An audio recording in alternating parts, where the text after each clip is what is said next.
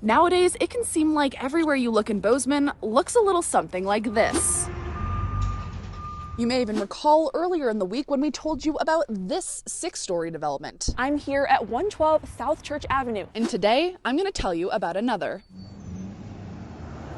Let's talk about the Northern, a proposed 7-story mid-rise multi-family apartment complex that will stand in place of Eckroth Music. I do kind of feel like the last little shop with all of these. I'm like the house and up, like all of these high-rise buildings are going on and I'm just kind of watching. That's how Medley Antonoli, owner of Isle of Books, has been feeling after learning of this new development. We are a large independent used and new bookstore. We have about 100,000 used books. Medley and her many books are located off Mendenhall in this little building surrounded by construction. Right across the street from us we have a hotel going up, then we have the luxury apartment buildings kitty corner to us, and then of course now down the street. And so it has been constant construction. And pretty soon Eckroth Music will be demolished. A new complex with 81 residential apartment units will be going up. I had a lot of mixed emotions about it. Obviously we need housing, but I think that we need to be very careful and conscientious, and at this point it seems like we're way more interested in speed than sustainability.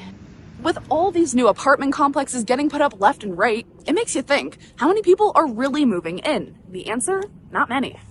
Then really over the last 3 years, technically we've been kind of in a housing recession. I met up with Matt Ryan, a real estate agent in Bozeman. We took a look at some vacancy rates I got from the city of Bozeman. The numbers state in 2024, the overall multifamily vacancy rate was 12.6%. At the end of 2025, that number jumped to 18.7%. That would not surprise me at all. Yeah. I know that a lot of that is really the apartment style. I asked Matt why these buildings, such as the Northern, are being put up if no one's moving in.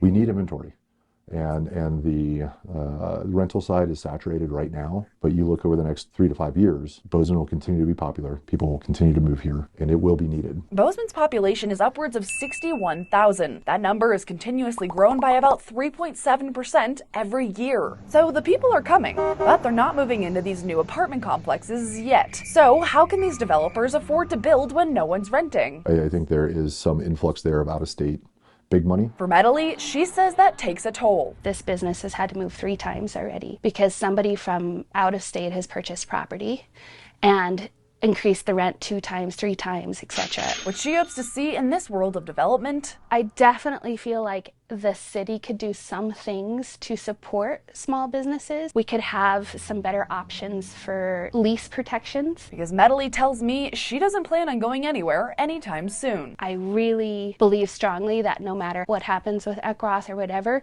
we're going to be here because I'm going to fight tooth and nail to make sure that we are, that there are inexpensive options for books in this community. In Bozeman, Cassidy Powers, MTN News.